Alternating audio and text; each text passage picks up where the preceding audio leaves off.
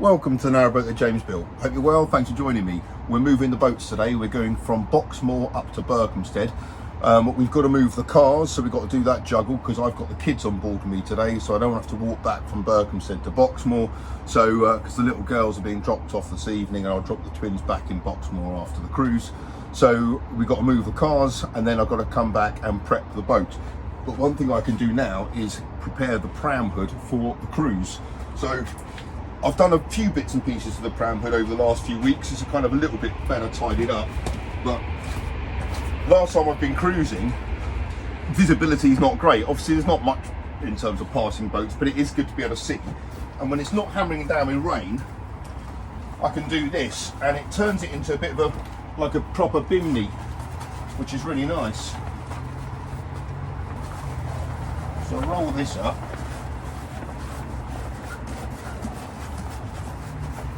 And at the moment, I obviously haven't got any nice clips or anything, so I just use one of these. But that works fine. But there we go. So I've got visibility there, and then on the sides, I can take them off as well, I think, today. It might rain a bit later, but sod it. So I've got buttons all along the sides here now, so this works really well.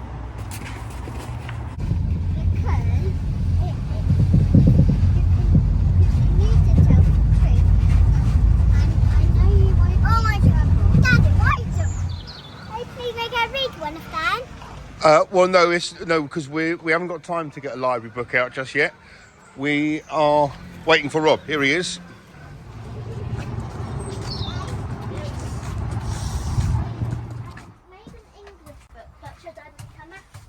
Right, we're going to go soon. Okay, you guys all ready? Yep. Okay. Tills, you ready? Yes.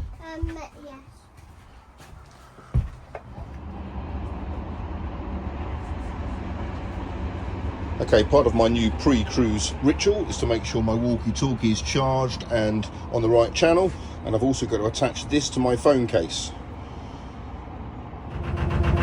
Just left our mooring, got two locks, and then the swing bridge. Then we get to the Three Horseshoes pub, where we're probably going to stop for a bite to eat for lunch. Right, I've shut my engine off. It was making a horrible metal against metal sound. So I don't know what's happened here. Might have a problem with the oil, but we're tethering up and we're going to go to Berkhamsted together. Right, I've got the windlass. I'm going to go set up our first lock of the day. Rob's tethered Sloe Patrol to his boat, so we'll diagnose the problem a little bit later, but I heard metal against metal basically. So we'll have to see what that's all about. I topped up with oil fairly recently, so it should be okay for that. So, but when I pulled the stop cord, it didn't need much time to stop. It kind of cut out instantly. So, yeah, a little bit nervous about this. But we're just going to have to keep on going to Berkhamsted now. So we've got a bit of a tricky cruise, to be honest.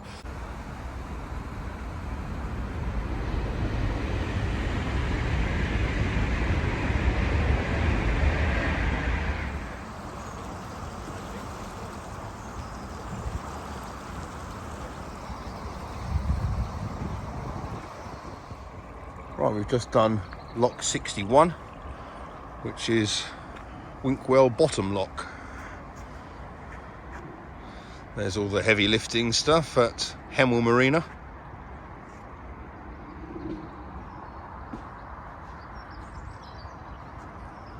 And next up we have the swing bridge.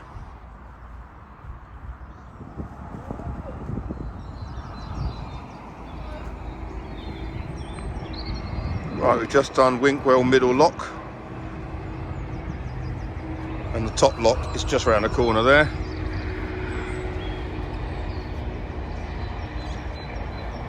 So we'll do these gates, then we'll walk up there, Arthur and I,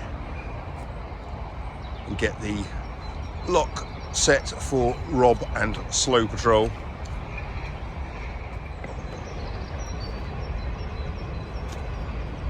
Well done. Good boy.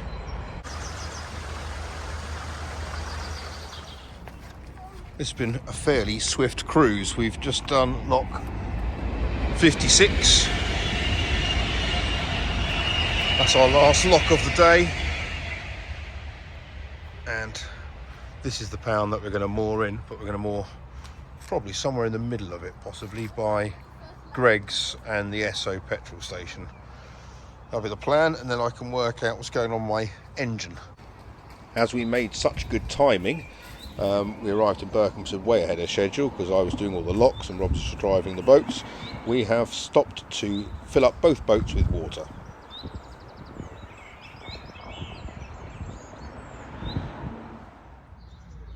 What a glorious day today is. I have dropped the little girls back. I'm on my own, so it's time to take up the floorboards and have a look what's going on with the engine. I've just topped up with oil, made a right spill, but there's a couple of options I've got for me to have people come and have a look at it tomorrow. I've just started it up. It starts okay, but I didn't put it in gear, so I don't know if it's making that weird noise again. But I'm thinking about moving the boat just in front of Rob up there. So we got Sweary down here, then Rob, and then I might go up in front of Rob. It's on a bit of a bend, but it's a bit of a mooring there. But that'll give me a chance just to run the engine for, I don't know, a couple hundred yards. Right, I've filled up with oil. Just started the engine, seems okay at the moment. Let's engage the gear and see what happens. I'm not moving far, I'm only going down there in front of Rob's boat. But I just want to hear if I can hear that sound again.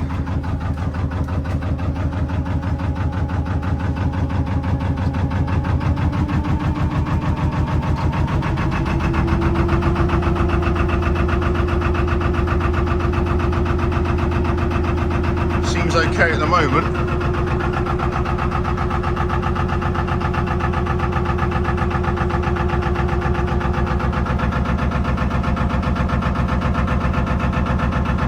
What a glorious day.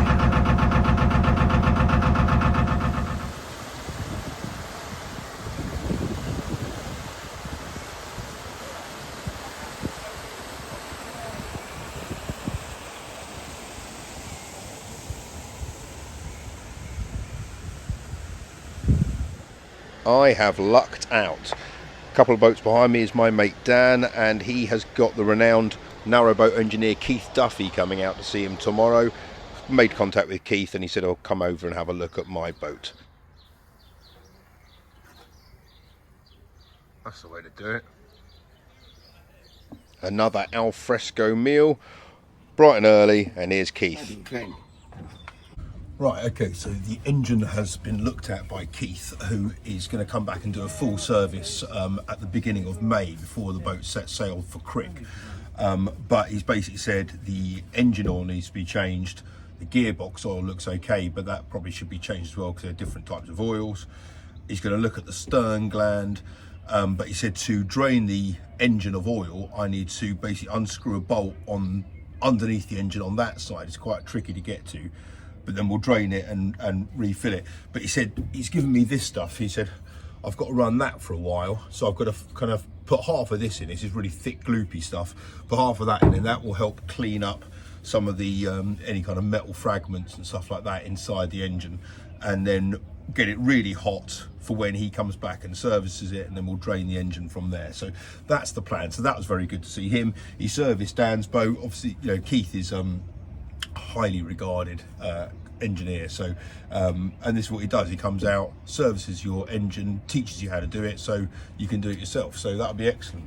So I'm looking forward to that. I think that's on Sunday the 7th of May.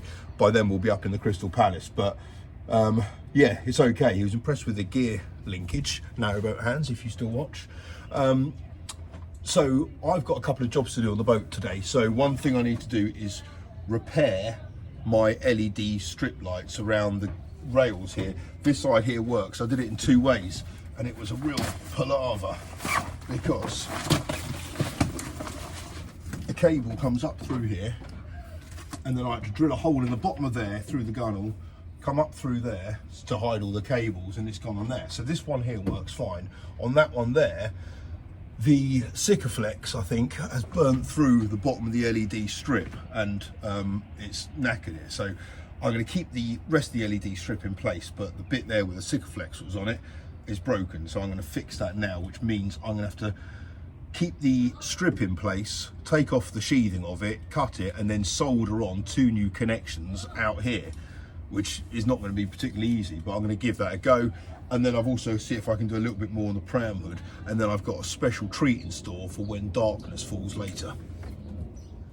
Well, that wasn't easy. My soldering iron's gone a bit weird as well, but I managed to get those connections back on. Not the prettiest of jobs, but they're not touching. That's the important thing. Let's give it a test. Okay, that's worked.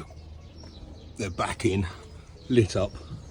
You'll see I put the diffuser strips all along these, so it kind of hides it quite nicely. Obviously it works better at night. Time for me to spruce up the inside by doing a bit of trimming work here. I'm not going to be able to hem it properly, but I just want to get rid of all this overhanging fabric.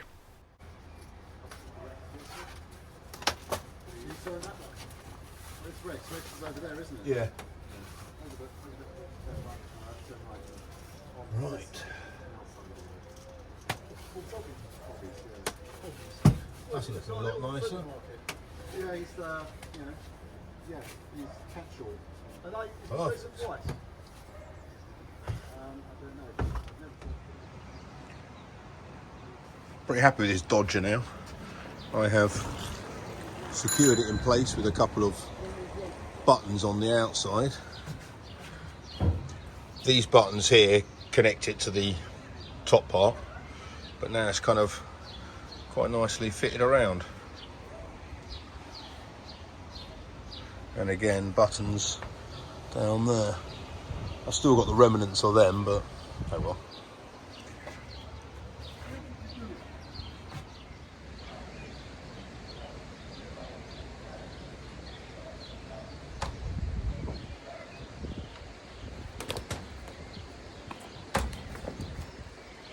At the moment it works easy just on the poppers here, but I've got some magnets in order which I might use to kind of, so it kind of just slaps in place basically.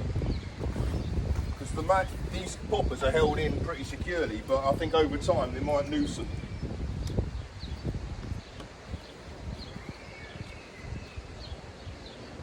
Yeah, it's nice.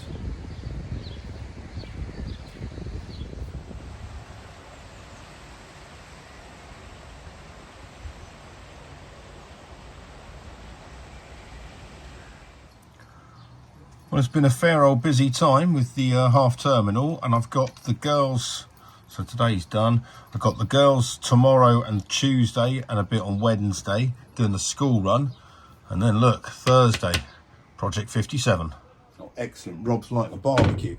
So Project 57 is indeed coming down this Thursday, which I'm really excited about. Ray Bowen, who is the man for Narrowboat Transportation, is bringing it down to P&S Marine. It should be here kind of just after lunchtime on Thursday. So hopefully I'll be there to meet it coming. It's going to be put onto stilts where it's going to remain for, I don't know how long. I know Ralph's got some availability at the moment, so hopefully he can get cracking on it pretty quickly.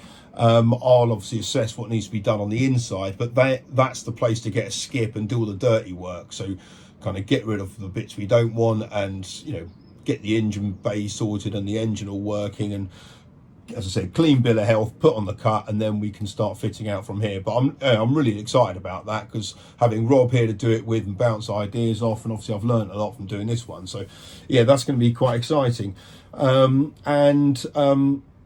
But being back in Berkhamsted is lovely, and having Keith here today talking about clean bill of health. Having him look at the boat or the engine and just telling me what needs to be done, and in fact is kind of okay-ish. But I booked him in for the beginning of May, so that'll be up at the Crystal Palace.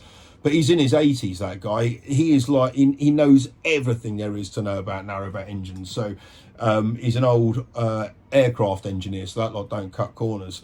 So yeah, that's really nice. And he's just like a real kind of good storyteller, so it's just nice to listen to his old tales.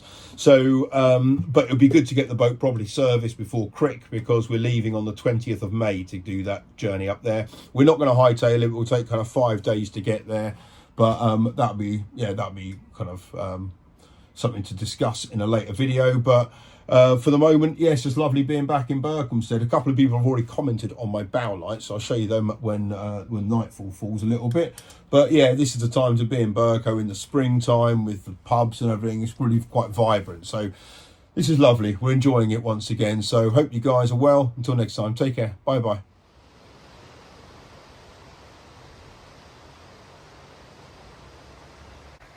Well, here's my stern rail lighting, and it's really good because it provides a nice kind of illumination here for getting on and off the boat. So I wanted a courtesy light to illuminate, certainly for the kids and stuff, getting on and off. So that works really well. So I'm chuffed with that. Now let's go check out the bow lights.